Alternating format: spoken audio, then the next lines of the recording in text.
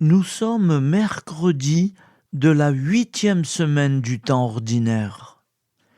L'Église fête Sainte Ursule Ledojkova, vierge et fondatrice, en 1939, et Saint Paul VI, 262e pape, de 1963 à 1978. Évangile de Jésus-Christ selon saint Marc, 10,32-45. En ce temps-là, les disciples étaient en route pour monter à Jérusalem. Jésus marchait devant eux. Ils étaient saisis de frayeur. Et ceux qui suivaient étaient aussi dans la crainte.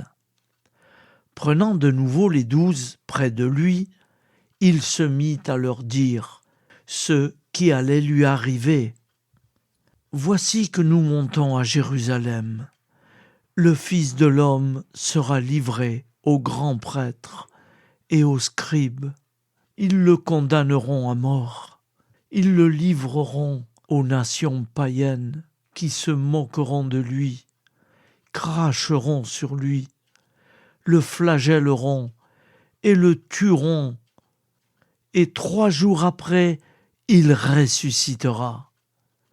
Alors, Jacques et Jean, les fils de Zébédée, s'approchent de Jésus et lui disent « Maître, ce que nous allons te demander, nous voudrions que tu le fasses pour nous. » Il leur dit « Que voulez-vous que je fasse pour vous ?» Ils lui répondirent « Donne-nous de siéger, l'un à ta droite et l'autre à ta gauche, dans ta gloire. » Jésus leur dit « Vous ne savez pas ce que vous demandez. Pouvez-vous boire la coupe que je vais boire, être baptisé du baptême dans lequel je vais être plongé ?» Ils lui dirent « Nous le pouvons. » Jésus leur dit « La coupe que je vais boire, vous la boirez. Et vous serez baptisés du baptême dans lequel je vais être plongé. Quant à siéger à ma droite ou à ma gauche, ce n'est pas à moi de l'accorder. Il y a ceux pour qui cela est préparé. » Les 10 autres qui avaient entendu se mirent à s'indigner contre Jacques et Jean. Jésus les appela et leur dit « Vous le savez, ceux que l'on regarde comme chefs des nations les commandent en maîtres.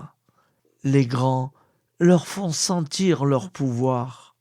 Parmi vous, il ne doit pas être ainsi. Celui qui veut devenir grand parmi vous sera votre serviteur. Celui qui veut être parmi vous le premier sera l'esclave de tous. Car le Fils de l'homme n'est pas venu pour être servi, mais pour servir et donner sa vie en rançon pour la multitude. » Acclamons la parole de Dieu. Louange à toi, Seigneur Jésus.